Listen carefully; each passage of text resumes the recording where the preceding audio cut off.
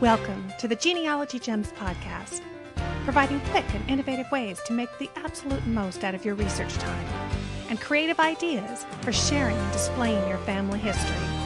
I'm your host, Lisa Louise Cook.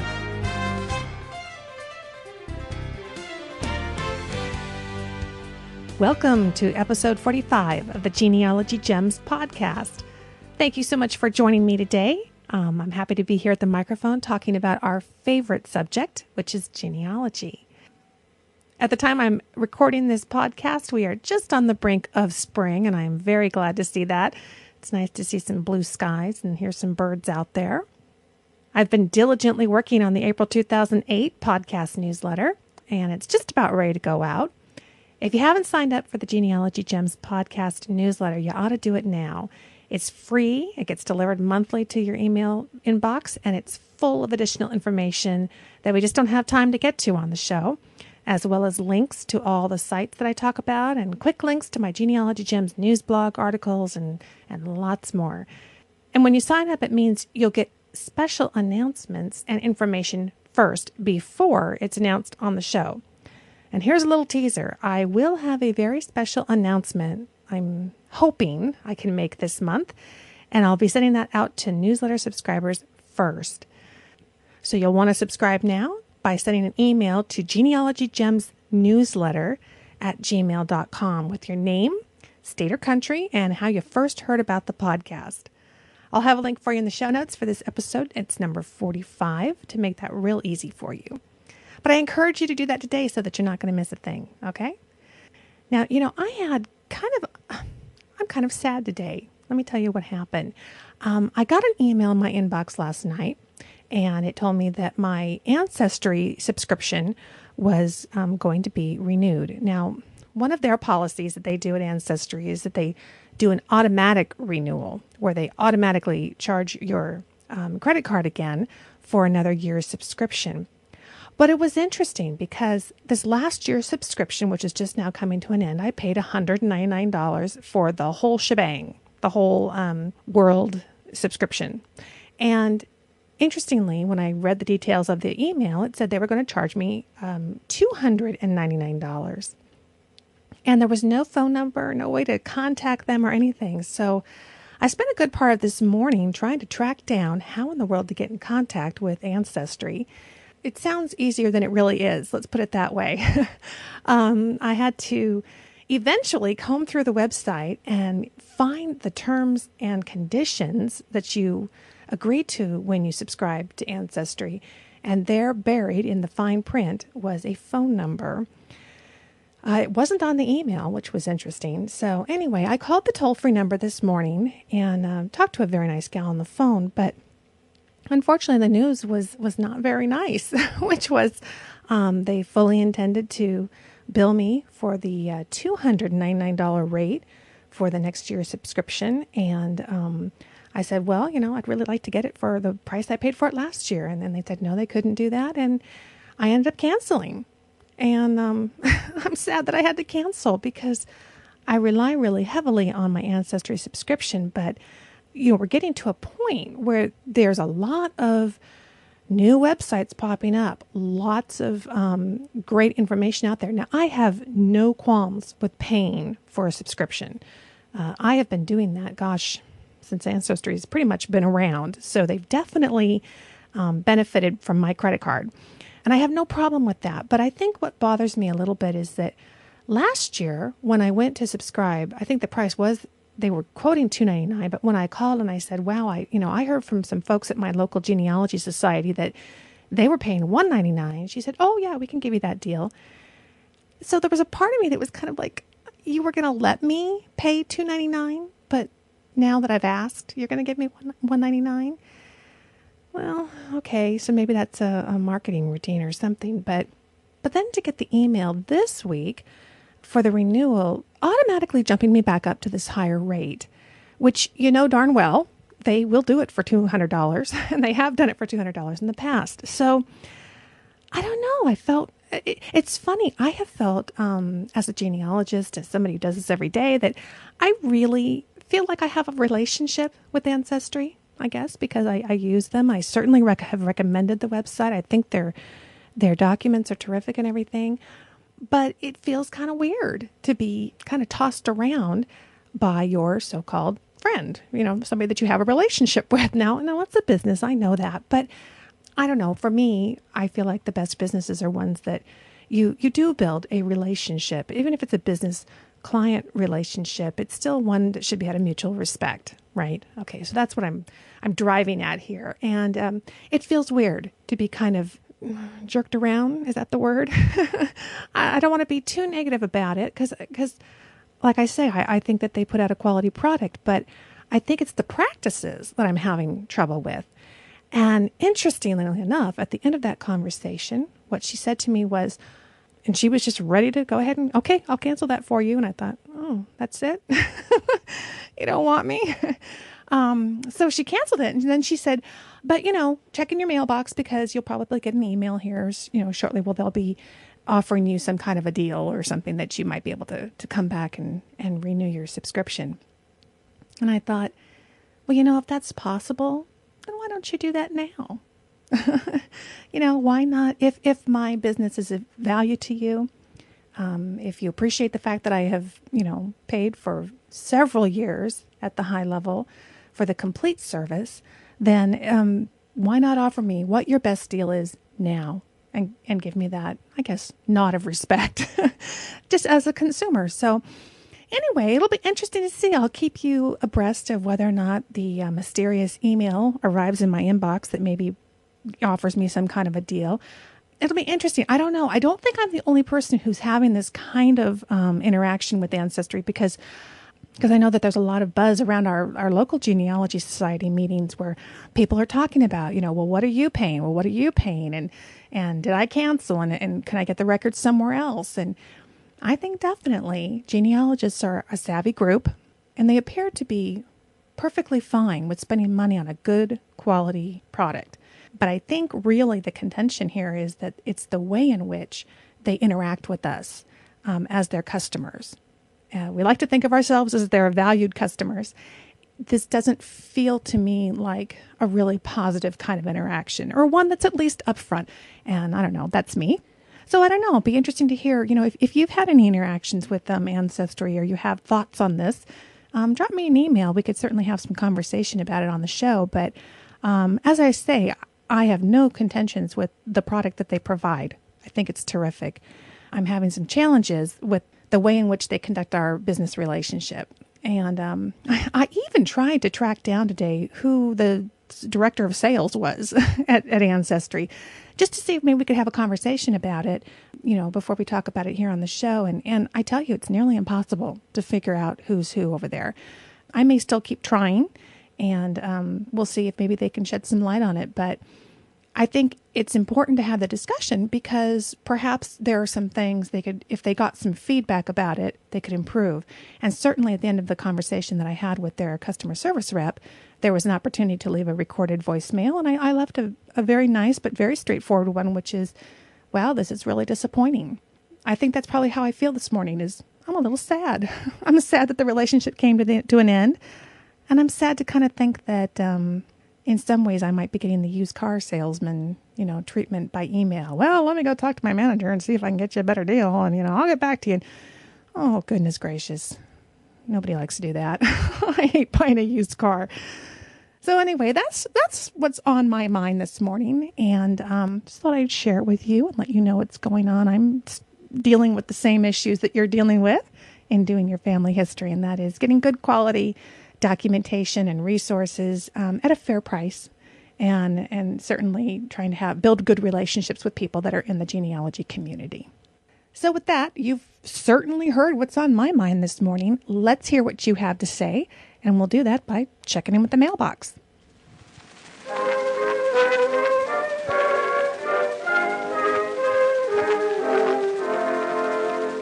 Bring me a letter from my old hometown, one with some jokes from my old pal Jim Brown. Bring me a letter from that girl of mine, saying that she's longing for me all the time. Bring me a letter from my proud old dad, who knows that we are winning, and I bet he's glad, but more than any other, a line from my old mother. Bring me a letter from my hometown. As you may know, I was down with the flu a little while ago, and it slowed me down a little bit in getting the last couple of episodes out. And I want to thank you all for the very nice emails that I received that wished me a speedy recovery. And here's one of those sweet emails I got from Linda Kvist in Sweden that includes a fun story about an immigrant who didn't immigrate. And she writes, "Hi, Lisa. Glad to hear that you're well again. Listening to your podcast is always a highlight of the day every time I find a new episode." Oh, thank you, Linda. She says, yesterday, March 15th, was Genealogy Day here in Sweden, with all kinds of fun and interesting things arranged all over Sweden by the local genealogy and historical societies.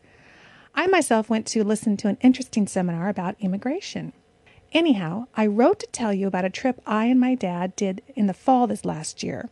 We only started with genealogy research in February last year, and in the fall, my father contacted a society in the area where his grandfather was born.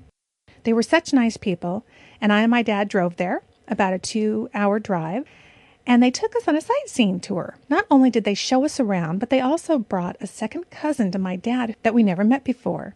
They were somewhat surprised that my father did contact them. In the church examen rolls, it said that my dad's grandfather immigrated to the U.S. He left the place and never came back. We know he never got to the U.S., though. He met his wife and then settled down in the area where she was born. So in a way, we solved a clue for them as well. Anyhow, the society in the area has done a great job. They have marked our spots with signs telling what used to be at the special spot, like the old house, and also at other places of significance. So the small house where my great-grandfather was born doesn't exist anymore, but there is a sign telling that there used to be a house and who lived there. My great-grandfather is Bent, born in 1870. His younger sister was born in 1873, but only weeks before her birth, their father, Johns, died, only 44 years old. Eventually, they moved to another house that is still standing. It is in the middle of nowhere, really at the end of a road. It was great seeing this house where my great-grandfather grew up. I'm sending you 2 pictures, one of the sign where he was born and another of the house where he grew up. Well, thanks for writing, Linda. How surprised your cousins must have been to find out that your father and his family were still in Sweden, and that the immigrant in the family, your dad's grandfather, had never actually immigrated. Well, I tell you, there's nothing like a good woman to sidetrack a good man. Thank you for sharing your story. And I'll have Linda's photos of her great-grandfather's birthplace and childhood home on the show notes for this episode number 45. How nice that there is a sign there to mark the spot.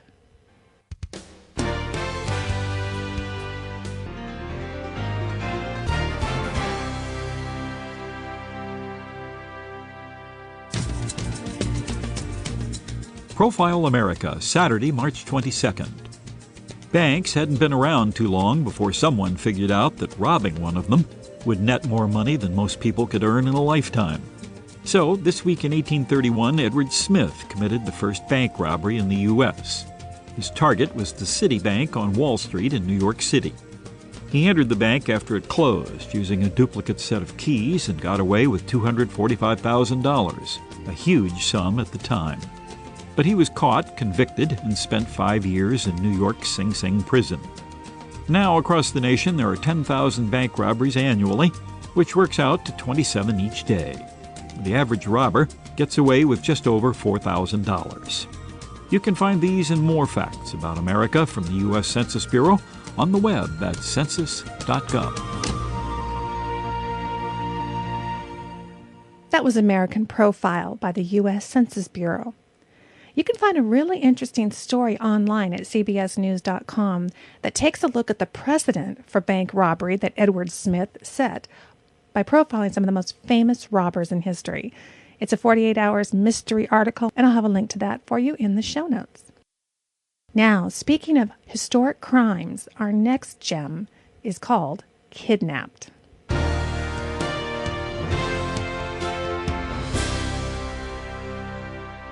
One of my listeners, Greg Norland, sent me a note to let me know about an intriguing podcast episode of the Chicago Public Radio's This American Life show that he had recently heard. He writes, "This is a fascinating tale, unraveling fact from fiction and overcoming folklore. The story is called The Ghost of Bobby Dunbar. Enjoy." Well, enjoy I did. The show describes young Bobby Dunbar's disappearance, his recovery, his returning to the couple thought to be his parents, and the trial of his kidnapper, all of which was front-page news from 1912 to 1914. Almost a century after it happened, Bobby Dunbar's granddaughter, Margaret Dunbar Cutright, was looking into her family tree and her grandfather's famous disappearance and found that the truth was both surprising and troubling. And as a family historian, I found the research process and her findings fascinating.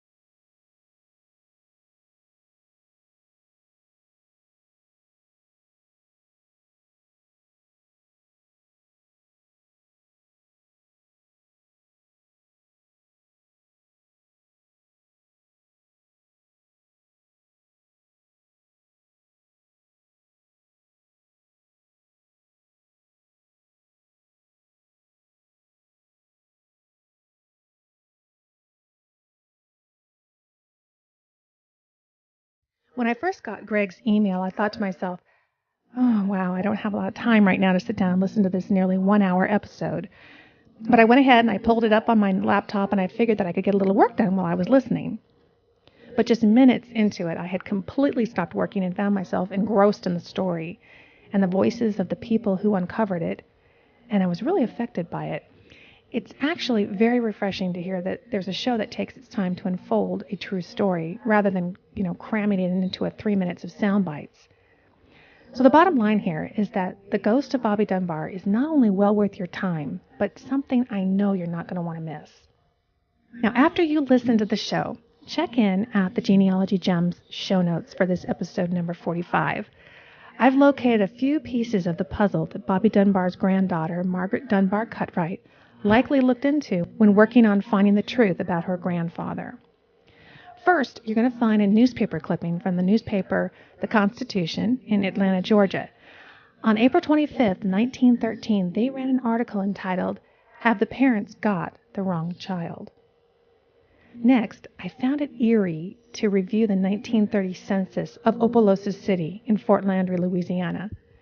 There you will see Percy and Leslie Dunbar with their 2 children, Robert, age 11, and Alonzo, age 9. Or were they both their children? Now be sure to take a look at this census document on the show notes during the last few minutes that you're listening to The Ghost of Bobby Dunbar, as they give the ending to the story and what happened to the people involved. It's a startling reminder that when we look at the names on the census, a family that's just neatly intact, that there can be so much more going on behind those names that you could not even hazard to guess.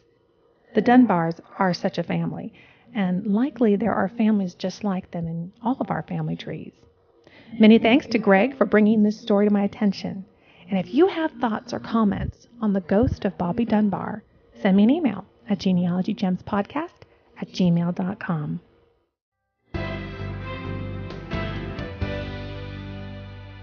One of the gentlemen who married into my family tree during the Depression was named George Jump. And there had long been tales in the family about him landing himself in jail a time or two for bootlegging.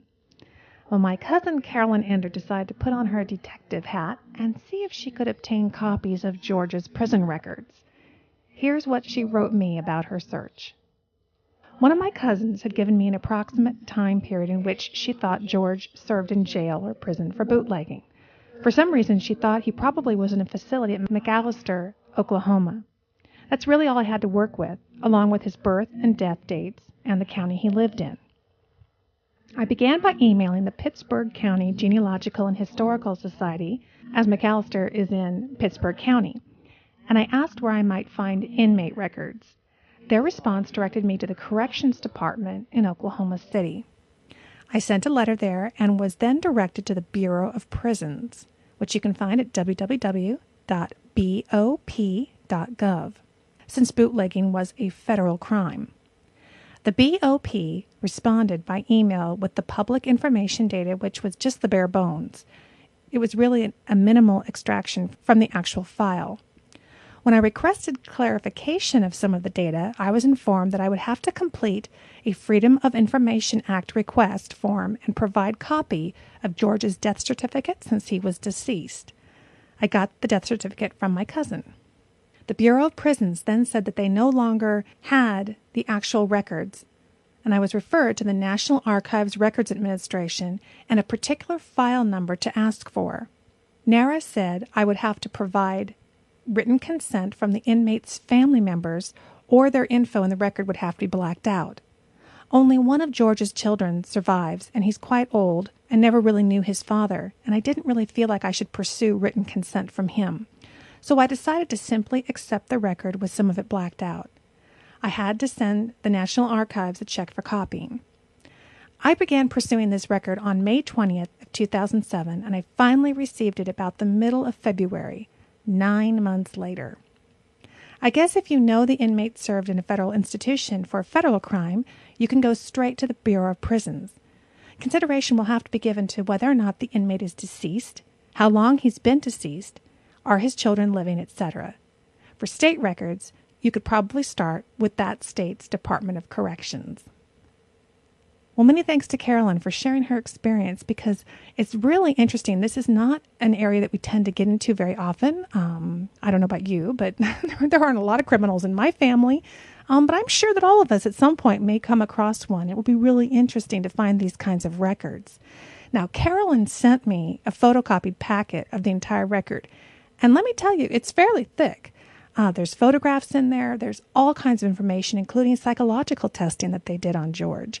So they are really a wealth of information. If you have a suspicion that one of your ancestors may have found themselves in prison at some point during their lifetime, I think it would be certainly worth pursuing the records.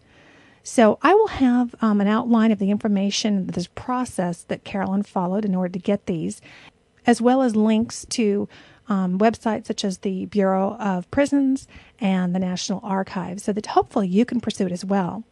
And of course, we've talked about the Freedom of Information Act in previous episodes, so I'll have a link to that episode as well. Bear in mind that the Freedom of Information Act is a terrific tool, but it is not a quick fix. And typically, I have found that many times over and over, 6 months is not an unusual wait. In Carolyn's case, it was 9 months. But I know occasionally that other people have had quicker responses. So I think it depends on the agency that you're trying to obtain the records from. So get out there and see if you can't spring your ancestors' records from the jail.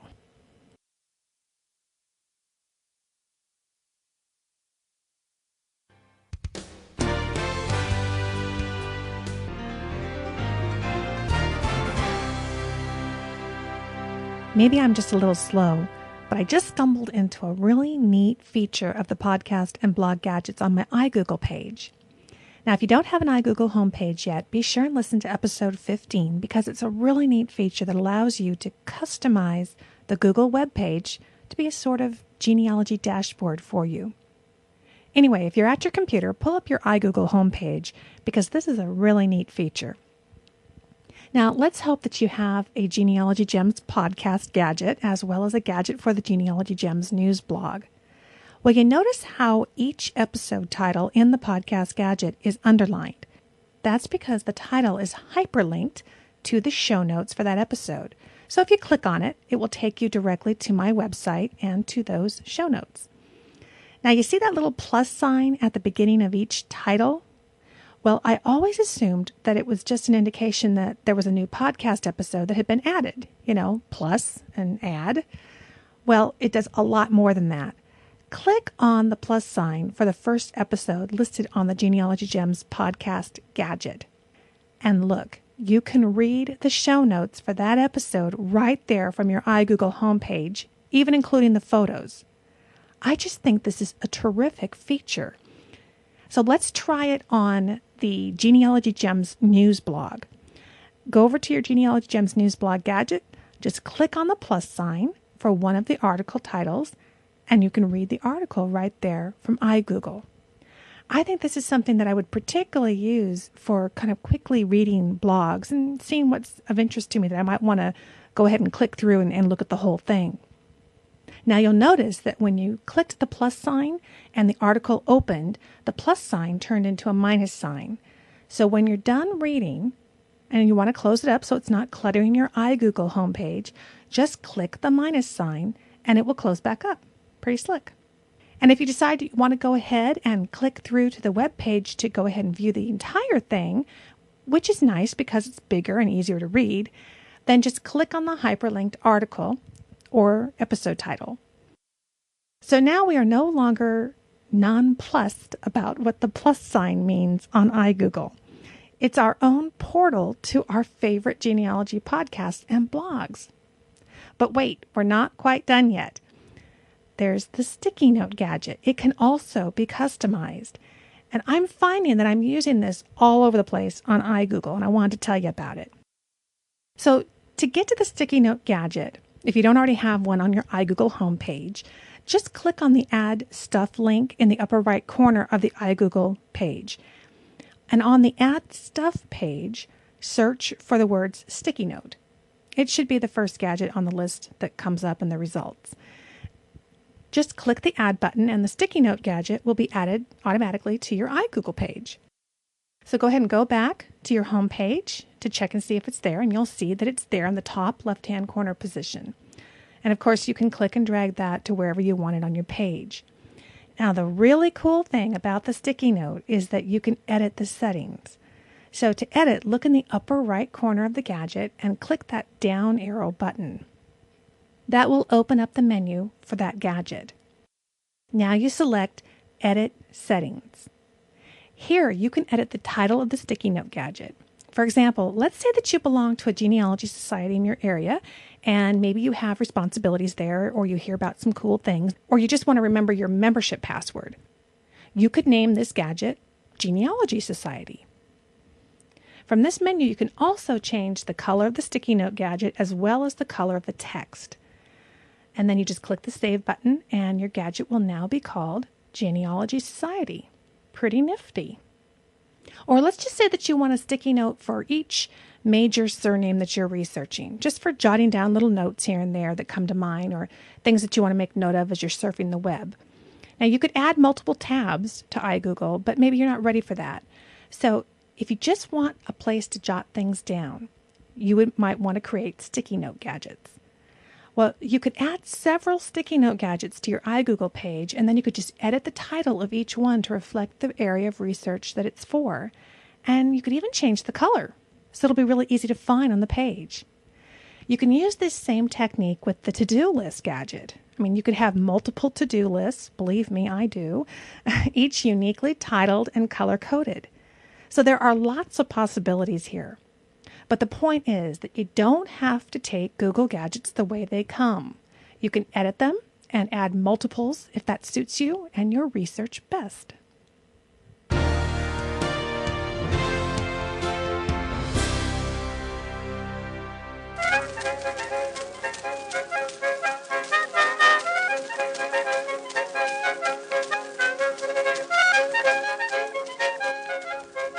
Well, here's a little gem for those of you with Scottish ancestors. Chris over at the Scottish Ancestry blog at scottishancestry.blogspot.com wrote recently about British newspapers. And he has a terrific blog. I highly recommend if you have Scottish ancestors, go check it out. I seem to be coming back to it all the time. And he mentioned recently that they had 19th century newspapers, a collection that was recently available for free to look at, and that access had ended. But now, in almost April of 2008, there is access to an even bigger free trial of 17th, 18th, and 19th century British and Irish newspapers at the Gale Digital Collections website. And I'll have information for you in the show notes for this episode number 45 for the access that Chris mentioned on his blog so that you could go over and take a look at those records. And of course, I'll have Chris's website address there as well. He says that the site has free access to digitized copies of British and Irish newspapers from all the way back to 1600 to 1900. Includes the Caledonian Mercury and the Glasgow Herald and lots more newspapers. Now, he said that he didn't have any idea how long the free trial was going to last, but he wanted to get the word out so that those of us with British ancestors could go take advantage of it. So I am going to help pass the word. And again, I'll have links and information for all of that for you in the show notes. Now, I spent a few minutes searching the databases after I read Chris's blog, and though I didn't find any articles that were specifically about the ancestors that I was researching, I did find some interesting items that definitely added dimension to my understanding of their lives. Like, there was an article in the Era newspaper of London from December 11th of 1897. Now, it describes the opera house that was being built in Tunbridge Wells, Kent, where just a decade later, my husband's grandfather would be playing there in the orchestra. And it describes the building as having seating capacity for 1,500 people, which was quite good sized. And it brags that it'll be fireproofed throughout and will be lighted by electricity, no less. And it says the whole of the auditorium, entrances, crush rooms, salons, dressing rooms, etc. will be heated by hot water. And the ventilation will be carried out by scientific principles. And the dressing rooms light and spacious. It must have been a very grand place indeed, and certainly very state-of-the-art for the time. So I kind of felt like by finding this little article, I got a chance to tour the opera house that Grandpa talks about in his autobiography. So take a look at those records, and even if you don't find an obituary or a marriage announcement, you might be able to go search on some topics, names and places and things that would have been relevant to your ancestors and at least give you a broader idea of the context of their lives. So thanks to Chris over at Scottish Ancestry blog for sharing that information. I was thrilled to find what I found, and I will have, again, information and links for you on the website so you can take advantage of that free access to those newspapers.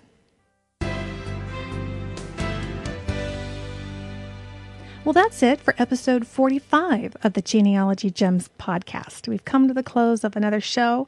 I really appreciate you joining me today. Now, if you'd like to support these free podcast episodes, one of the ways that you can do that is anytime you're going to do some online shopping, such as Amazon.com, which a lot of us use, go to my website at genealogygems.tv and use the Amazon search box there. By searching in the search box, anything that you purchase on Amazon provides a credit and support for the Genealogy Gems podcast. It doesn't at all change the cost of the item, but it credits us for sending you there, and that supports the show. So I appreciate you keeping that in mind as you do your online shopping. And another way that you can support the show is if you have a website or a blog that you do on genealogy, consider putting a link to the Genealogy Gems podcast on your website. That'll help kind of boost up our ranking in Google, which makes it easier for genealogists and people new to family history to find this podcast and to join us in our fun and talking about our favorite subject. So I really appreciate that. And if you send me an email and let me know that you've put a link on your website, I will be happy to reciprocate. Well, that's about it. Thank you so much for joining me, friend. Have a wonderful week climbing your family tree, and I'll talk to you soon.